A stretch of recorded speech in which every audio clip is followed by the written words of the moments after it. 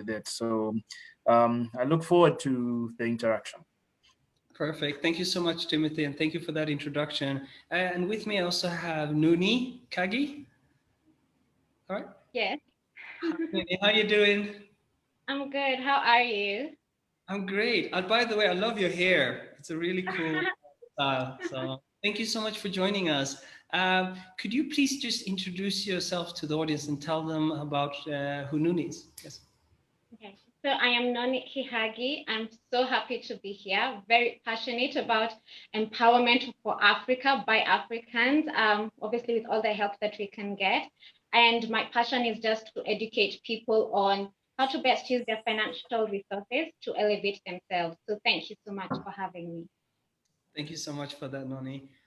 Great. And then the final speaker and panelist is Karsten Gjelde from Norway. Hi, Karsten. How you doing? Hi, Jonas. How are you? Thanks. Thank you. Yeah, thank you so much greetings from Norway. Yeah.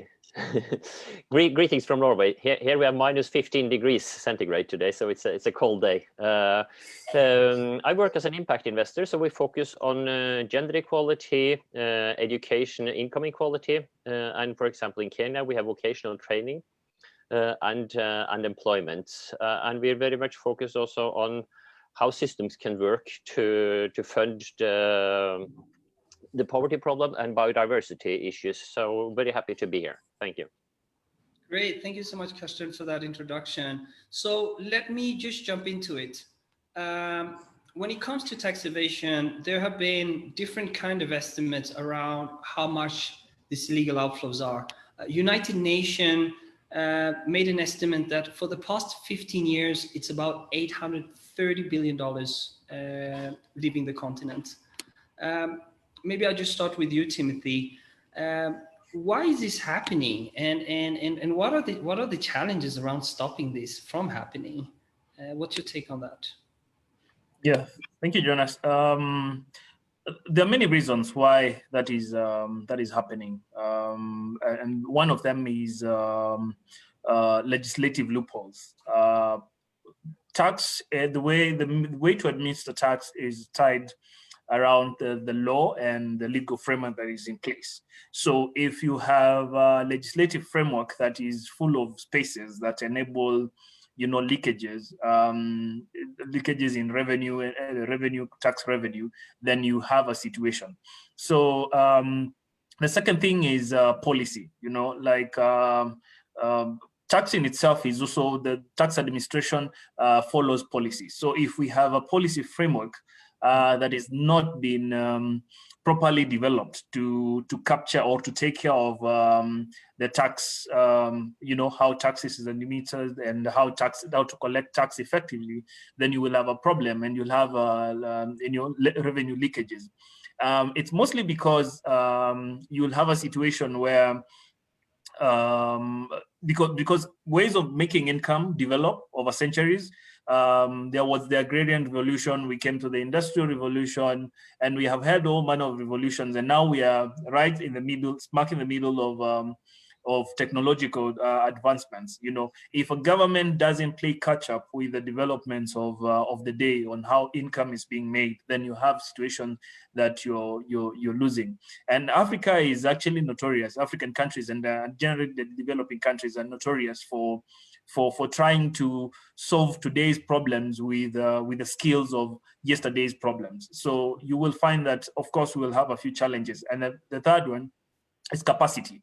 So we probably have a lot of revenue authorities and governments that do not have capacity to, one, legislate properly, then number two, to implement the legislations that they have properly, number three, do not have the resources, to track income sources and how they're being, how income is made, and have in place proper ways to collect taxes. So we have a challenge of capacity, and more importantly, in a lot of developing world, is we have a challenge of corruption. So we could have all the other things in place. We could have capacity in place. We could have proper laws in place. And then ultimately, because of a few corrupt officers, you find that we still have revenue leakages. So those are the key things that trouble the tax environment in Africa and other developing countries that results in significant loss of revenue. Okay, thank you so much for that, Timothy. It's a very comprehensive answer. I thought it was a little bit ironic in terms of like not having funding in place for it, when the aspect around it is that it's money disappearing, right? So there should be some argument that they should be able to fund it, because in the end it's all about money.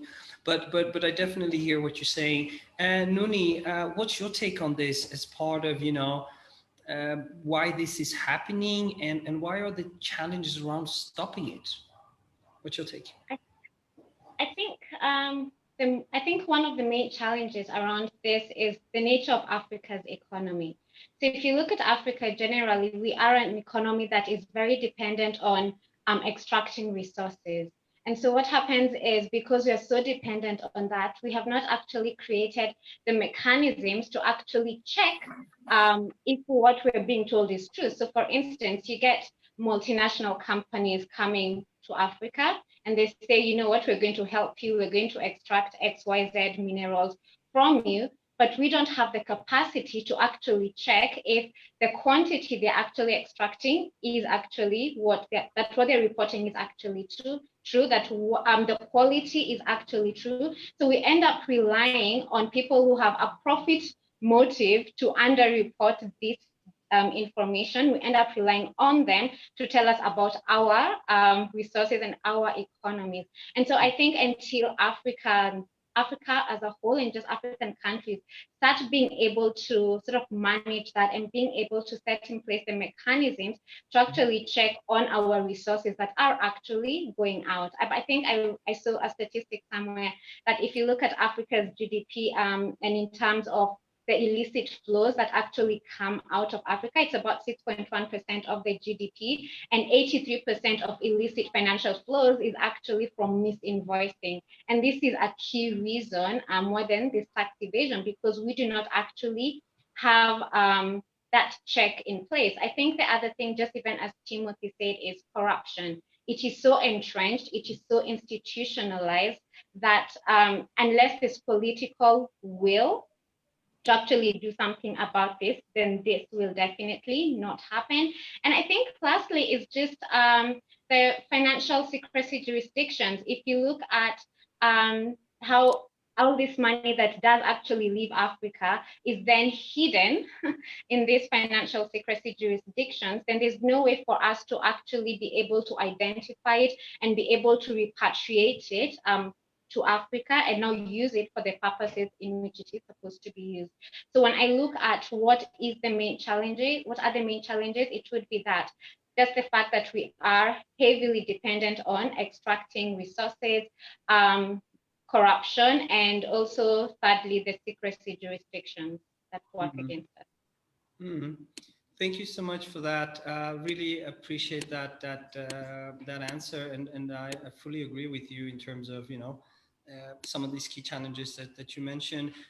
Maybe I jump to you, Kashtan. I know this is a topic that you're very passionate about, very concerned about. What's your take around the biggest challenges around this and why this is happening? Well, first of all, we need to look into this. It's not an African problem alone. It's a global problem. It's estimated that the values in tax havens is, you talked about the 860 billion living in Africa, like a small estimate. In tax havens globally, it's estimated to be 20 to 30 trillions. If you compare that with the annual budget of about $130 billion in global development aid, that makes about 0.5% of what is hidden.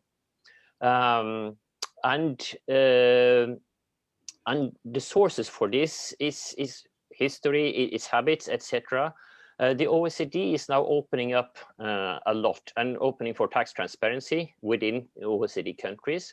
If you take a comparison to like what can be done, look at Norway. What we've been doing there, we have a complete tax transparency. That means I can go in to check the income of every other person in Norway. I can also check the stock holdings of every other person in Norway, all the stock they own. This kind of registered public transparency is opening up systems, and this is the only way, because Noni was talking about the challenges of underestimating and falsely reporting figures. We need transparency, so local journalists, local people, or whistleblowers in company can say, this company is underreporting. You need to have a look at this. So we need to increase the transparency level considerably. Thank you so much for that, Kashtan. I think that's a very interesting suggestion. Maybe moving over to Timothy here. What's your take on the suggestion in terms of transparency leading to a solution around it, and also do you have any other suggestions around what could be done to battle this? I think I like the Norway model, whereby wealth becomes very, very public, and as well as your income becomes public, which of course will go a long way in terms of helping in collection of taxes and revenues for government. The challenge we have with, if I was to take the example of Kenya, is that we have such humongous or large gaps between the poor and the rich, to the extent that the wealthy would not want to have their wealth known by anybody, because first of all, it's probably as a lot of that wealth has been accumulated through ways that are not genuinely hard work and sweat and innovation, and then you have a situation where the wealthy, when we have now that gap, the very wealthy are also in charge of the instruments of power. They are in government, and government is responsible for developing laws and policies to be able to enforce such transparency mechanisms. So it might be a big challenge to actually get to that position, because the super wealthy do not want to be known that they have that much wealth, and because ideally the position in Kenya, actually data shows that about 0.1% own more wealth in Kenya than the rest of 99.9%. So that you can see that those are very significant gaps.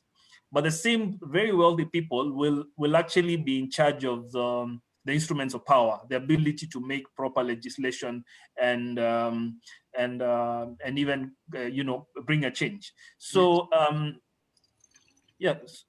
No, just a question for there, because I think that you're onto a very interesting point, meaning that the ones in power are also the ones that are kind of empowered, and the fact that if you want to solve it or not. But how do you go around it then, if that is the issue? Yeah.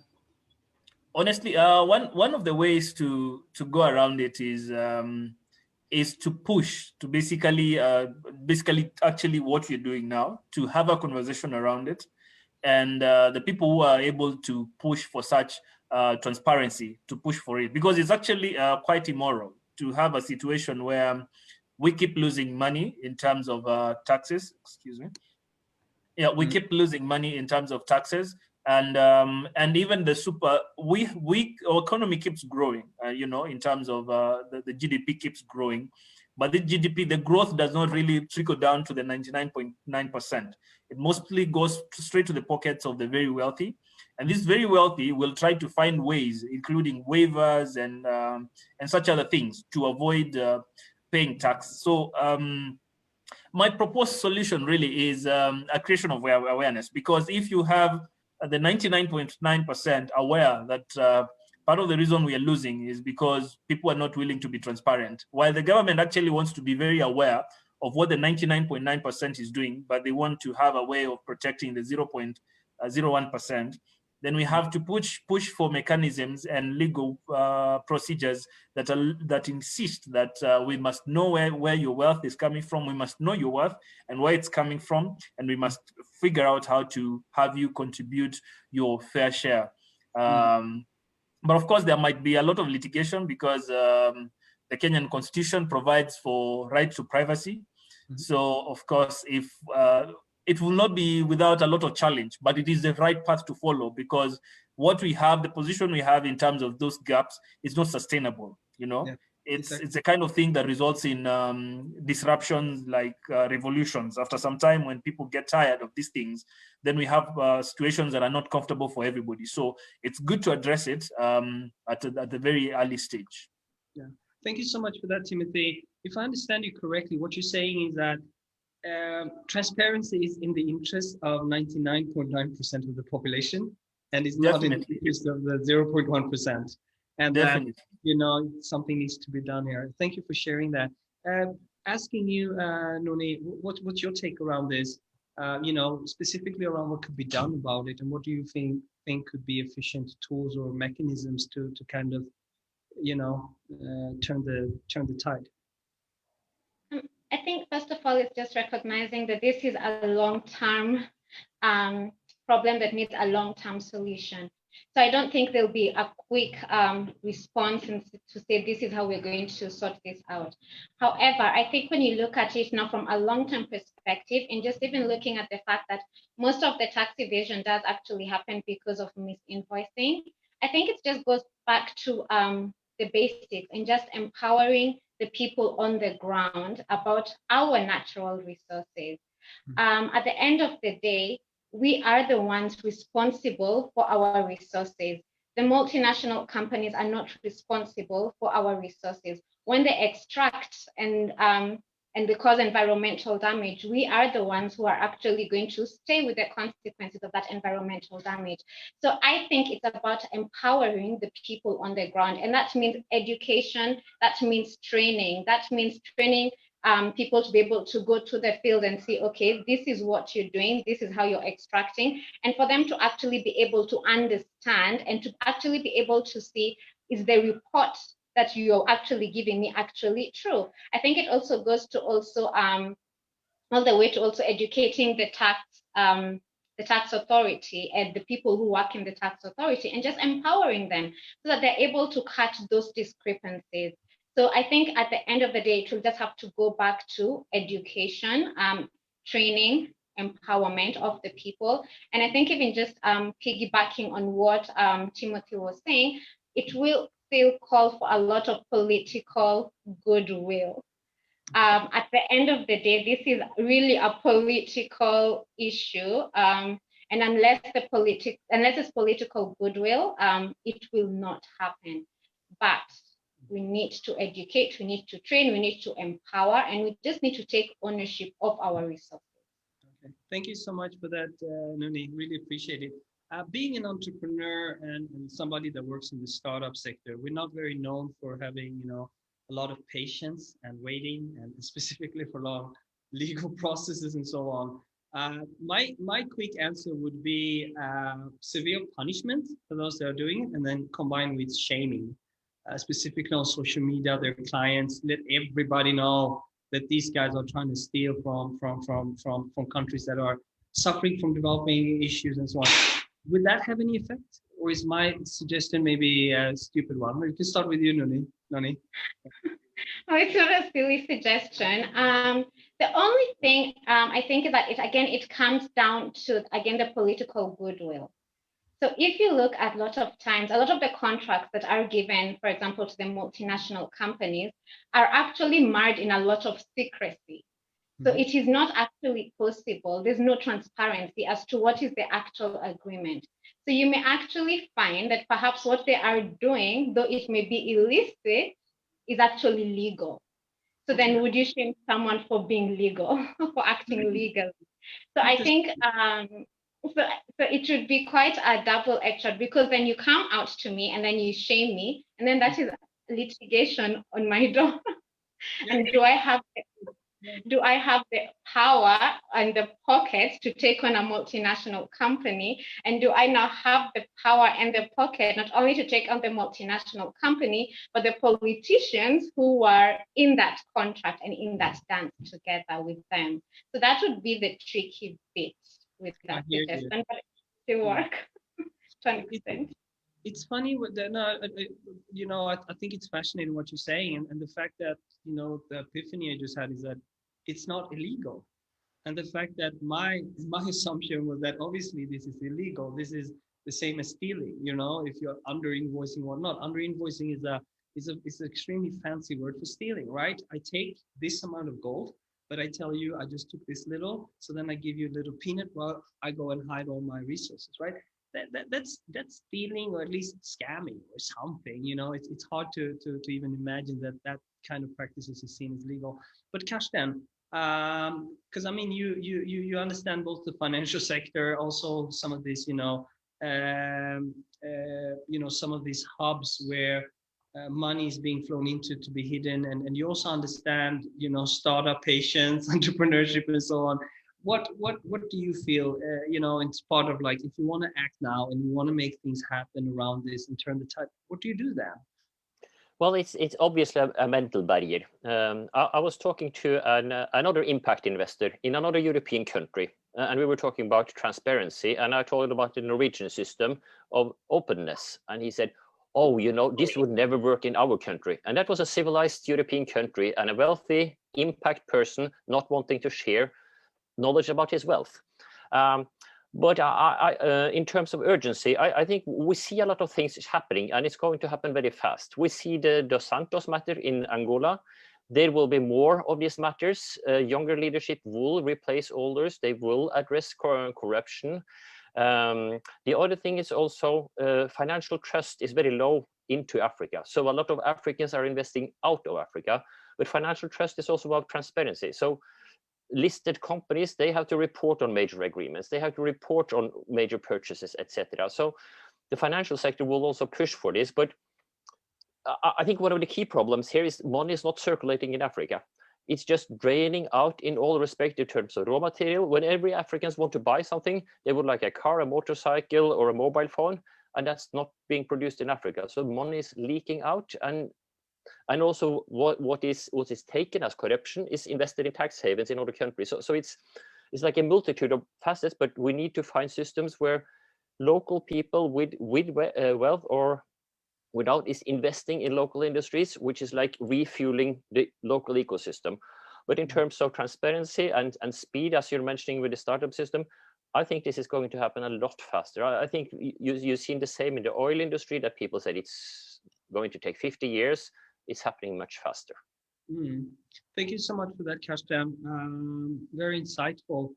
I would like to ask you, Timothy, around the area where Kashtan touched based on, which is that even for wealthy Africans, it comes down to actually sending money to these tax havens. And what I find quite strange with this scenario is that if you look at the fastest growing economies and where you actually want to put money, it's in places like East Africa, with huge growth. I mean, the 6 out of the 10 fastest growing countries for the past 20 years have all been in Africa. Europe is barely growing, but you have money being moved from Africa to Europe in purpose of, growing this money. It would have been much better used locally, and also much better from an investor perspective of actually growing your money. But what does it come down to? Kashtan was talking about financial trust and certain other areas, but how do you look at this?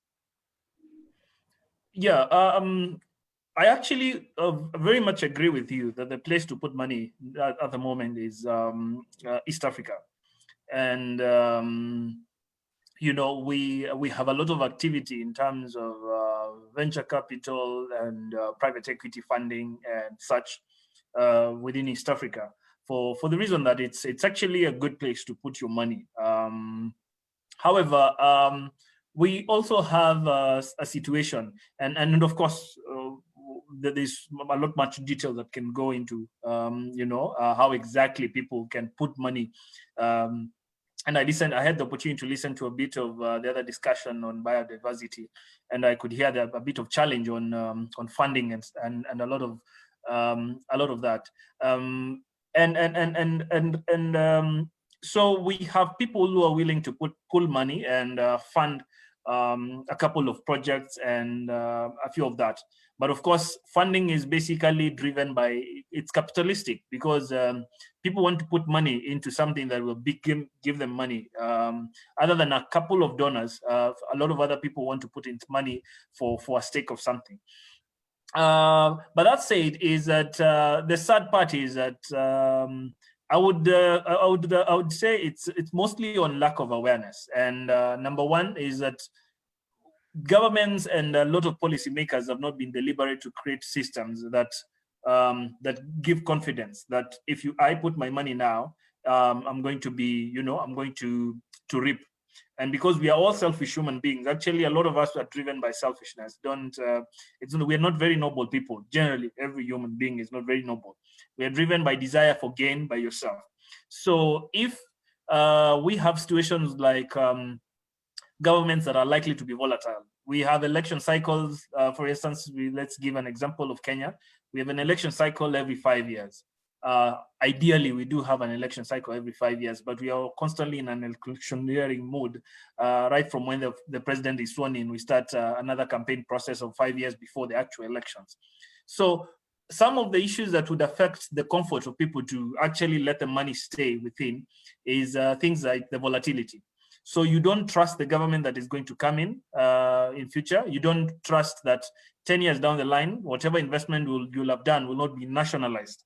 We do have situations where presidents make very sweeping statements about state resources and claiming people's property. So that could be one of the fears that the people who are in ability to make investments in Africa, who actually make money out of Africa and should be investing in Africa or in other developing countries, first of all, we don't have systems that have been properly put in place. Then also there is uncertainty that sometimes comes. And but gladly, we are also learning it's not an African problem, given what we just saw in America. For a long time, we thought it was an African problem, but it seems like it's quite a global problem now. But it's something that needs to be addressed. The certainty that we don't expect significant and sweeping changes, some of them including taxation, that are likely to affect people's wealth. That would give an incentive for people to invest within particular jurisdictions. Okay, thank you so much for that, Timothy. Really appreciate it. I have a question for all the panelists there, but it's a yes or no question. So then we used to start with Noni. Will tax evasion increase or decrease in the next 5 years when we look at it from Africa perspective? What do you think? Increase or decrease? This is a trick question. I want to say decrease, but if I look at the current situation, I will say it will increase. Okay, interesting. And Karsten, what's your take on this? Increase or decrease? What do you think? Next 5 years? I'm also positive. I say, but decrease, maybe a little bit more than 5 years, but decrease definitely. Interesting. Timothy, what's your answer on that? Yes, I actually believe it will decrease. Because I believe we are building. We actually evident that we're building more robust tax collection systems, and I think tax avoidance is definitely going to decrease. Interesting. Yeah. Thank you for that. My next question, same basis.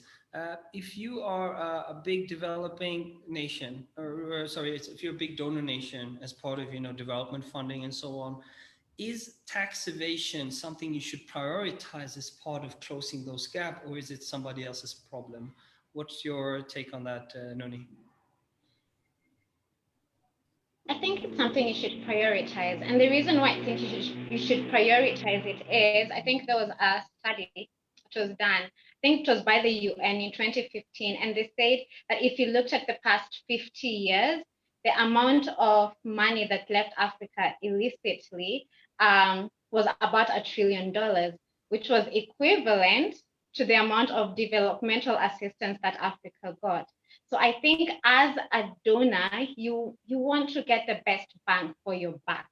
And so because of that, then you do want to prioritize. You want to make sure that you're not giving money and then it's just sipping away and going obviously to not so good activities, criminal activities. So you definitely want to prioritize it. And at the end of the day, tax evasion is not a one person's issue. It's everyone. At the end of the day, this is a global problem that needs a global solution. So definitely prioritize it. Thank you for that. Karsten, what's your thought? Is this something that development agencies should be focusing more on, or is this somebody else's problem?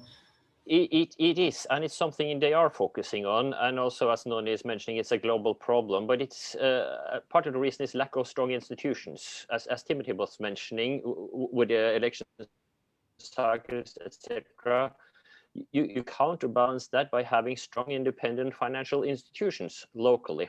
And then you need also education for that. So this is a multiple thing, but I think donor countries should definitely put more like highlight on the need for local independent institutions. And the sad thing is, I think if you ask every person, even corrupted politicians, they will also support that. But being left without, they see that everybody else is doing it, and then it's like disappearing.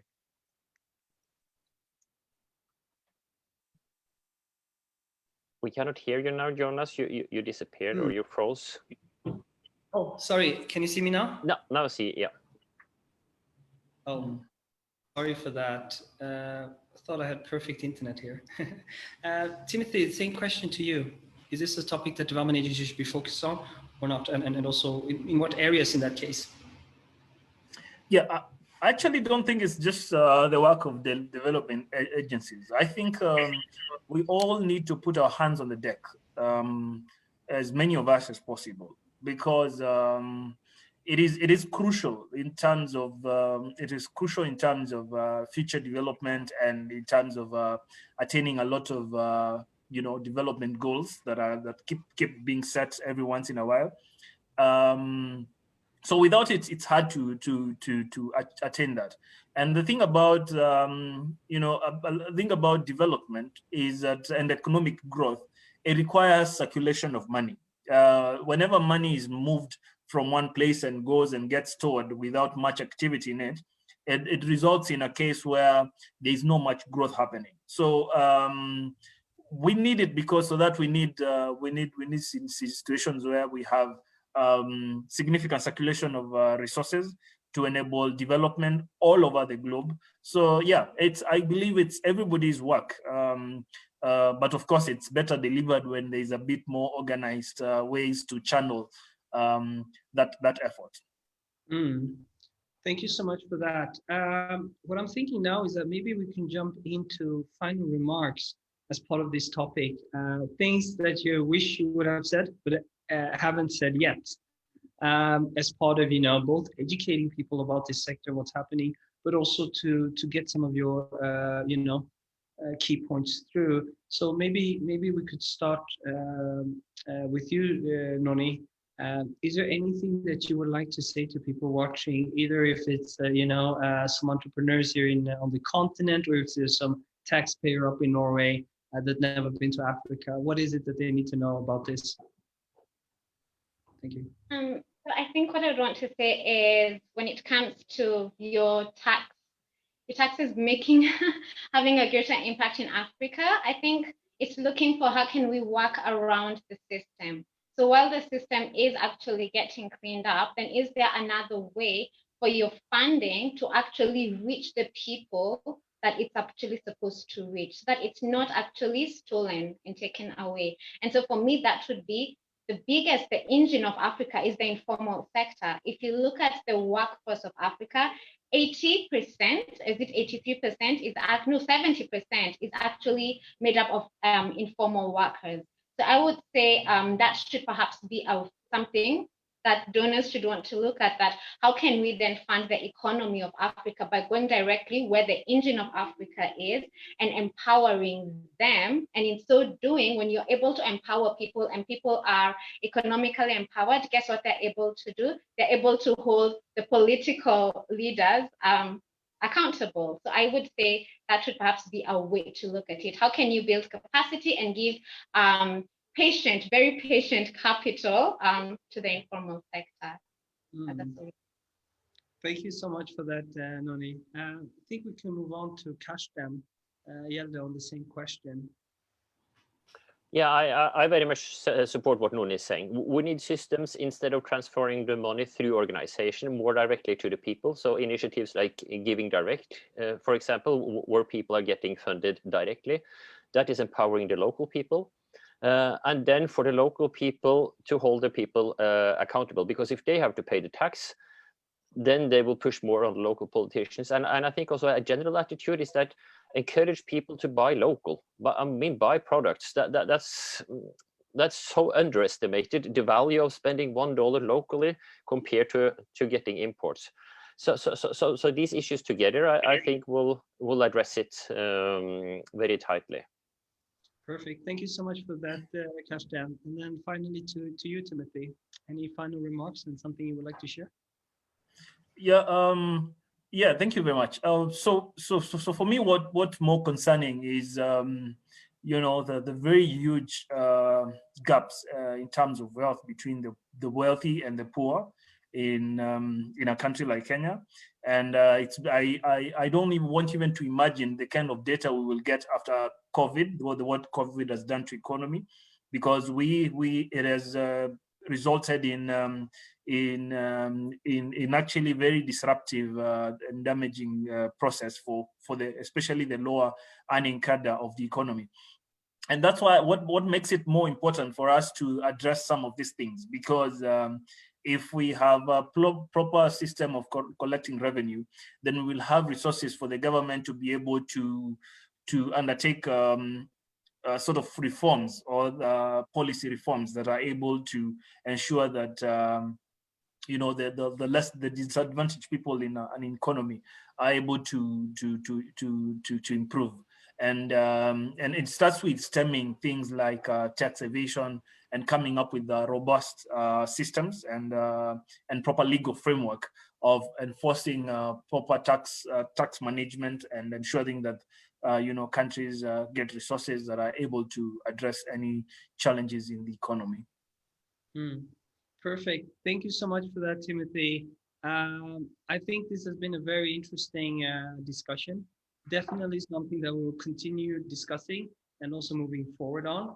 I want to thank all these amazing panelists for sharing all your thoughts and views on this. I know it's a very difficult topic, right?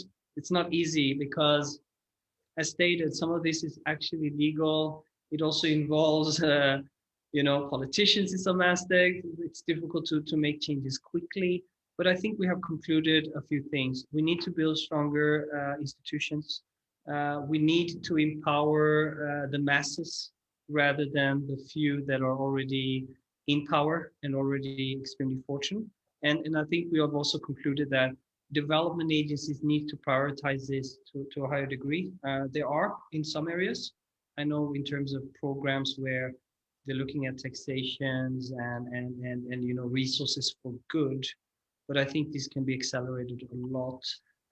With that said, thank you so much again, all the wonderful panelists, and for everybody watching this live on Facebook Live or YouTube Live. Remember that we also have a survey and a poll where you can come with your input in terms of this topic, what your thoughts are of some of the challenges or maybe some of the suggestions that haven't been discussed on this specific panel. So kindly also click on the link and share your views. We're doing this in collaboration with a cool startup called QVote. With that said, I think I have now finalized 8 panels in the last 2 days. So I will now take off this and have a weekend. So thank you so much, guys. And thank you for joining Taxpayer Impact. Have a beautiful weekend. Bye. Bye. Thank you very much. Thank you.